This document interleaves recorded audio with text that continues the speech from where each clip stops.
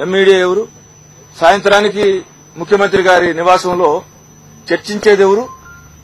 ముఖ్యమంత్రి గారి నివాసంలో గాని అదేవిధంగా సీఎం పేషీలో గాని ఎక్కడన్నా అఫీషియల్ గా ఎన్రోల్మెంట్ మీరు చూసారా? మీడియా ఇక్కడ ఒక 50 మంది ఉన్నారు. ఎవరెవరు కలుస్తున్నారనేది వీళ్ళంతా ప్రభుత్వానికి సమాజానికి అతీతంగా ఉండే శక్తులే. పొద్దున్న లేస్తే చంద్రబాబు నాయుడు గారిని సీఎం పేషీలో గాని ఇంట్లో గాని కలుస్తున్నారు. మా బోటోళ్ళకి గాని సామాన్యులకు గాని సమాజం గురించి మాట్లాడాలనే వాళ్ళకి ఏసమంతా కూడా అక్కడ స్పేస్ లేదు. దానికోసమే మేమందరం కూడా విభేదించడం జరిగింది.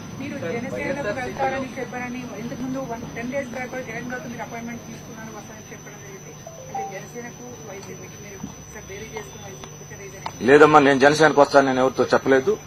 పవన్ కళ్యాణ్ గారితో రాష్ట్రం గురించి అనేక సార్లు చర్చించినటువంటి మాట వాస్తవం. నన్ను ఆయన రమ్మంటం గానీ నేను ఆయనకి పార్టీలోకి వస్తానని గానీ చెప్పలేదు. ఎట్ ది సేమ్ టైం 10 రోజుల క్రితం కూడా నేను జగన్మోహన్ రెడ్డి గారికి కలుస్తానన్న మాట నేను చెప్పలేదు.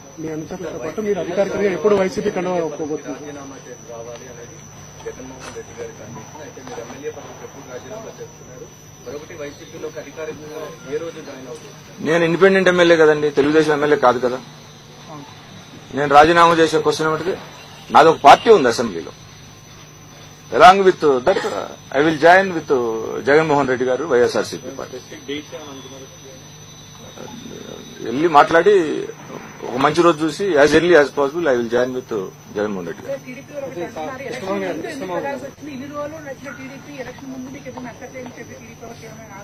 నచ్చిందో నచ్చలేదో నాకు నచ్చిన విధంగా, మా ప్రాంతానికి నచ్చిన విధంగా, ప్రజలకు నచ్చిన విధంగా తెలుగుదేశం పార్టీ నాతోటి అక్కడ జనంతో ఉందో లేదో మీరు ఆంధ్రజ్యోతి ఈనాడులో పేపర్ చదువుకుంటే 3 సంవత్సరాల నుంచి సరిపోతుంది. నేనేం అబద్దం చెప్పే వ్యక్తిని కాదు. నాకు అసలు వ్యక్తిగతమైనటువంటి ఏ రకమైనటువంటి వ్యవహారాలు లేవు. నేను ఎంతకు మించి చెప్పడం కూడా సమంజసం కాదు. ఇప్పుడు ఎందుకు వెళ్తామంటే మొన్న కూడా చెప్పింది ఏంటంటే అద్భుతంగా ఉంది, గొప్పగా ఉందని పార్టీ వాళ్ళు చెప్పుకుంటున్నారు కదా. గొప్పగా ఉన్న చోట ఎవరినైనా సరే దోవనెళ్లే దానయ్యని దానమ్మను పెట్టైనా వాళ్ళు చేసుకోగలరు. నా బోటాడు లేనప్పుడు నేను ఒక మీలాగా చిన్న రిపోర్టర్ ఎలా నేను సామాన్య మానవుడిగా వచ్చి ఈ స్థాయికి వచ్చాను. నన్ను నిందించకుండా ఉంటుంది, ఆక్షేపించకుండా ఉంటుంది సమాజం అని నేను ఈ రోజు పక్కకు రావడం జరిగింది. అది గొప్పగా ఉందా లేకపోతే ఇంకొక ఎలాంటి పరిస్థితి ఉందో కాలం నిర్ణయించి మీరు ఇక్కడ జాయిన్ కావడం స్పష్టం కావడంతో మీటింగ్స్ పెట్టారు కదా కార్యకర్తలతో అందరితో అంటే అందరూ యునానిమస్ గా అభిప్రాయం తీసుకున్నారు వైసీపీలో చేరాలి లేకపోతే మీరేమైనా మీటింగ్స్ అంటే నాకు అనేది సామాజిక పరంగా ఎలా అనేది రాజకీయ పరంగా ఒక విధానం ఉంటుంది కదండి. ఇంటర్నల్ గా ఆ సిస్టమ్ అందరితోటి నేను సంప్రదించడం జరిగింది. సార్ ఇప్పుడు మీరు ఇక్కడ జాయిన్ అవ్వడం అనేది కన్ఫర్మ్ కావడంతో చీరాలలో బలరాం మీకు ప్రత్యేకంగా నిలిపే అవకాశాలు నాకు అవతలు ఎవరున్నారనేది నాకు అనవసరం కదండి. నేనైతే వైసీపీ పార్టీ తరఫున జాయిన్ అయ్యి వైసీపీ నుంచి కంటెస్ట్ చేస్తాను. అది మాత్రం చెప్పండి. చీరాల అసెంబ్లీ నియోజకవర్గంలో మీరు సామాజిక వర్గానికి సంబంధించిన నేత అయినప్పటికీ మీరునే ఒక బలమైనటువంటి సామాజిక వర్గం నేతలతోటి మీకు ఇబ్బందులు ఉన్నాయి. అలాగే చీరాల ప్రకాశం జిల్లా అధ్యక్షుడు జనార్దన్తో కూడా మీకు విభేదాలు ఉన్నాయి. ఒక సామాజిక వర్గంతో మీకు అనేక విభేదాలు ఉన్నాయి కాబట్టి మీరు వైసీపీ ప్రయాణం చేస్తున్నారనేది ఒక టాపిక్. ఇది ఎంతవరకు నేను పార్టీ మారటానికి నా కాన్స్టిట్యున్సీ పరిస్థితులే కాదండి. పొద్దున్న లేస్తే ఈ చెప్పే అబద్దాలు. ఫర్ ఎగ్జాంపుల్ మీరు ఇలా రాష్ట్రంలో బాగా ప్రాచుర్యంలో ఉండేది పసుపు కుంకుమ కదండి. టైటిల్ చాలా బాగుంది, హిందువులకి చాలా పవిత్రమైంది. అంటే కాళ్ళకి పారాణి పసుపు, ముఖానికి కుంకుమ తిలకం అంటే అత్యంత పవిత్రమైనది. దీన్ని ఎంత చండాలం చేశారంటే మీరు ధర్మంగా మీరు యాజ్ ఏ రిపోర్టర్ గా సమాజానికి సమాచారం అందించారు. గత 32 నెలల నుంచి వడ్డీ రాయితీ ఆంధ్రప్రదేశ్ లో ఉన్నటువంటి డ్వాక్రా మహిళలకి 6,500 కోట్లు ఇవ్వలేదండి. 6,500 కోట్లనే మొన్న 2,200 కోట్లు ఇచ్చారా, ఇంకా చేరి జారకుండా. ఈ పసుపు కుంకాన్ని జారుడు బండ మీద పోశారు పాపం తెలుగుదేశం ప్రభుత్వం, చంద్రబాబు నాయుడు. పవిత్రమైన పసుపు కుంకాన్ని జారుడు బండ మీద పోస్తే గాలి కొంత ఎగిరిపోతుంది అవినీతి మార్గంలో, కింద నేల మీద కొంత పోతుంది. ఇది నిజంగా డ్వాక్రా మహిళలు ఇబ్బందుల్లో ఉన్న మాట నిజం. 20,000 కోట్ల అప్పులు ఉన్నాయి. 18,700 కోట్లు బ్యాంక్ లింకేజ్ కింద, 1,300 కోట్లు శ్రీనిధి కింద, ఉన్నతి కింద 1000 కోట్లు ఎస్సీ ఎస్టీలకి, అదేవిధంగా సీఎఫ్ కింద ఒక 400-500 కోట్లు ఉంటే ఈ మొత్తం కలిపి మాఫీ చేస్తానని ఆయన చెప్పాడు. మీరు కూడా ఎవరు అడగట్లేదు. ఆయన అది ఇంతవరకు మాఫీ చేయలేదు. ఆయన బ్యాంక్ లింకేజ్ కి సంబంధించినటువంటి ఏదైతే వడ్డీ రాయితీ 6,400 కోట్లు ఉందో దానికి పవిత్రమైన పసుపు కుంకుమ, నేను డ్వాక్రా మహిళల్ని అప్పీల్ చేస్తున్నా. ఇది పసుపు కుంకుమ అని పేరు పెట్టి పవిత్రమైనటువంటి పేరు. యాక్చువల్ గా క్రిస్టియన్స్ కి ముస్లింస్ కి సంబంధం ఉండదు ఆ పదం. Only it is related to the Hindus only. సరే, అయినప్పటికీ ఏ మతమైన పవిత్రం అంటే గౌరవించాల్సిందే. అంత పవిత్రం పెట్టి మీరు అపవిత్రం ఎట్లా చేస్తారు? ముందు 6,400 కోట్లు ఇవ్వండి. ఆల్రెడీ కట్టుకున్నారు కదా. జూలై 2006 నుంచి ₹1 అంటే సున్నా వడ్డీ అంటారు. రాజశేఖర రెడ్డి టైంలో పావుల వడ్డీ ఉంది కదా, సున్నా వడ్డీ వచ్చిన తర్వాత కిరణ్ కుమార్ రెడ్డి గారి టైంలో ఇప్పుడు ఉన్న తెలుగుదేశం సున్నా వడ్డీ తాలూకా 6,400 కోట్ల డ్వాక్రా మహిళలకి ఈ ప్రభుత్వం బకాయి ఉందండి. అది ఇవ్వకుండా దానికి పవిత్రమైన పసుపు కుంకుమ పెట్టి ఆ పసుపు కుంకాన్ని జారుడు బండ మీద పోసాడు. గాలిలో కొంత కలిసిపోతుంది, నేలలో కలుస్తుంది. ఇది దుర్మార్గం. ఓట్ల కోసం 2,000 ఇస్తే పేదల్ని హీనంగా చూడాలి, కొనాలి. ఇలాంటి నీచమైనటువంటి ఆలోచనల్ని భరించలేక అక్కడ స్థానికంగా ఉన్నటువంటి ఈ అతీతమైనటువంటి శక్తులు నిజంగా నేను కొన్ని విషయాల్లో ఆలోచిస్తే చంద్రబాబు నాయుడు గారి చేతిలో కూడా ఏమన్నా ఉండట్టు అనిపిది నాకు. ఆయన కట్ట మీద ఉండి పెద్ద పెద్దోళ్ళు వచ్చారు, ఆయన కన్నా గొప్ప వ్యక్తులు కళ్ళతో సైకి చేసుకెళ్లి వ్యవస్థ నడిపేవాళ్లు. ఈ భరించలేక జనానికి మనం ద్రోహం చేసిన వాళ్ళం అవుతాం. చేతైన వరకు మనం ఫైట్ చేస్తాం. అక్కడ లోకల్లో నన్ను ఎవరు ఏం చేయగలిగేది ఏం లేదు. నేను దేనికైనా పెద్ద ఆలోచించాను కదా. I'm not ambitious. రేపు ఏ రోజున ఏమవుతానో ఏం గానో ప్రజలుండారు. కులాలకి మతాలకి పార్టీలకి అతీతంగా పెద్ద పెద్ద ఉద్యమాలు చేసినటువంటి చీరాల అది కారంచేడు ఉద్యమం సంబంధం లేని సమస్యను ఎత్తినేసుకుని సంవత్సరాల తరబడి పోరాడింది. స్వతంత్ర ఉద్యమంలో గాంధీ గారు షెడ్యూల్ లేకపోతే గాంధీ గారి నుంచి చీరాల పేరాలు అట్నే బాబోటలందరినీ కూడా ఇరదాకా తీసుకొచ్చింది. వాళ్ళందరూ అండదండలతోటి నేను జనం వైపు నిలబడి ఈ దుర్మార్గాల్ని ఈ నీచమైనటువంటి వరస్ట్ కులతత్వమైనటువంటి వ్యవహారాన్ని నేను ప్రశ్నించదలుచుకుని దానికి సరైనటువంటి వ్యక్తి రాజశేఖర రెడ్డి కొడుకుగా మేమందరం చాలా దగ్గరగా వాళ్ళ ఫాదర్ని చూసాం. జగన్మోహన్ రెడ్డి గారి దగ్గర గురించి చాలా తక్కువ మాత్రమే తెలిసి విన్నాం తప్పితే అలాంటి ఆయన కొడుకు కాబట్టి ఈయన కూడా నీతివంతంగా ఉంటాడు. ఈ రోజున రాష్ట్రంలో ఇంతకు మించిన వేరే ఆప్షన్ లేదండి. ఖచ్చితంగా నాలాగా ఆలోచించిన ప్రతి ఒక్కడు జగన్మోహన్ రెడ్డి గారు ఏమంట ఉండాల్సిందే.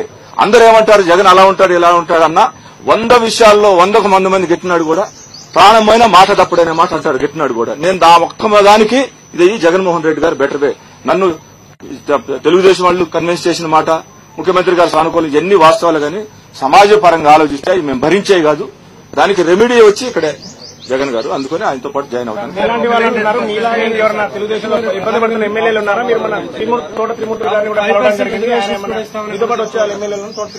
అంటే నాట్ స్పెసిఫిక్ అండి. వస్తారు, చాలా మంది వస్తారు, మీరే చూస్తారు కదా.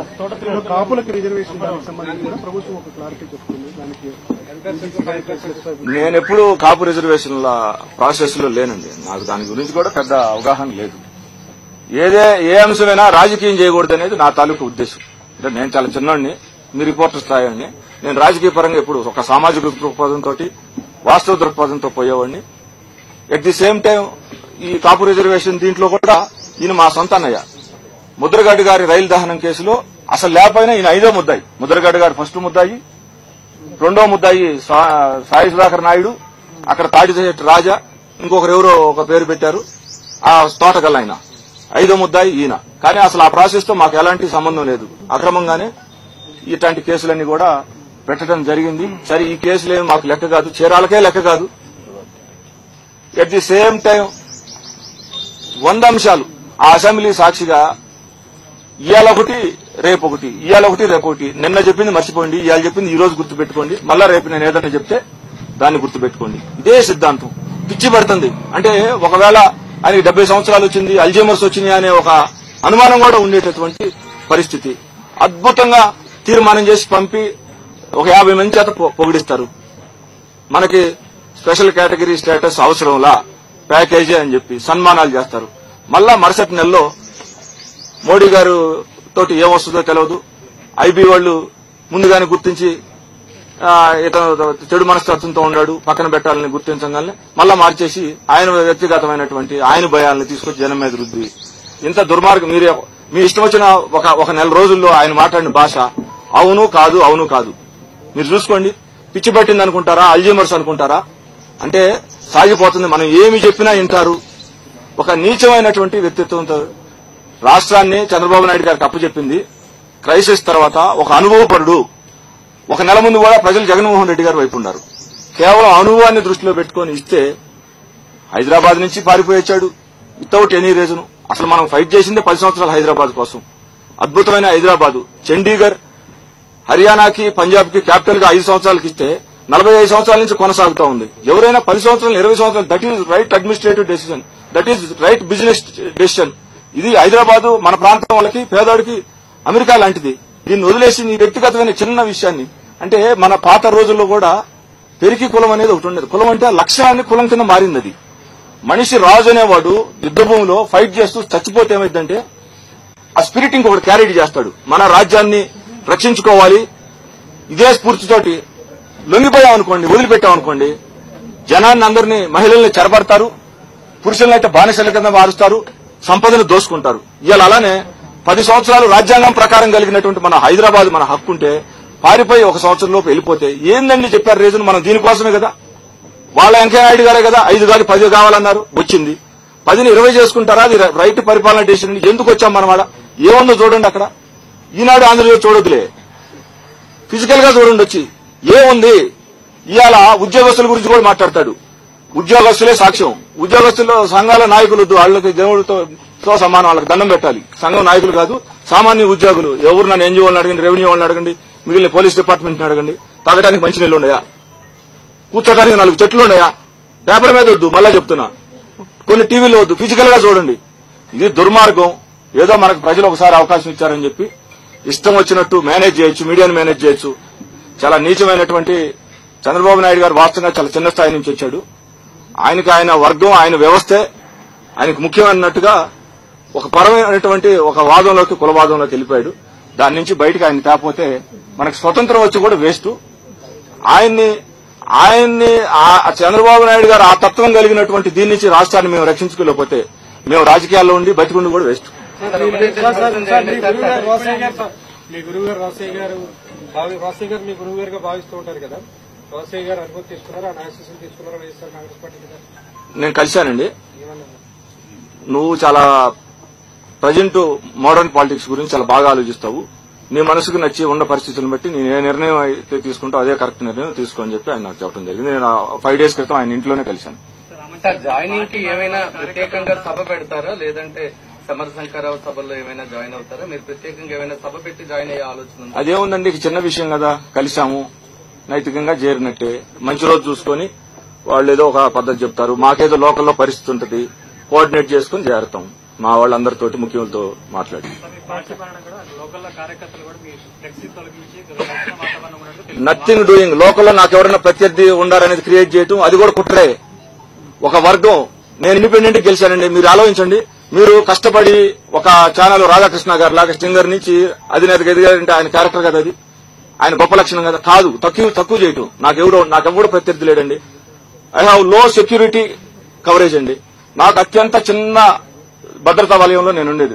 ఒక సింగిల్ వెపనే ఉంటుంది, షార్ట్ వెపన్ ఉంటుంది. నాకెవడు రాజకీయ ప్రత్యర్థిగా వ్యక్తి, అది అంతా పేపర్లో క్రియేషన్ ఉండాలని ఈ అతీత శక్తులని నేను చెప్పాను పేపర్ మీద. నేను కాదు, 175 నియోజకవర్గాల్లో ఈ సమస్య ఉంది. ఒక కులం గుత్తాధిపత్యం కోసం ప్రయత్నం చేస్తుంది. I'm against that. ప్రస్తుతం టీడీపీ కార్యకర్తలు మీ ఫ్లెక్సీ తొలగించి కూడా ఒక మొత్తం తగలబెడుతున్నట్టు వార్త వస్తుంది.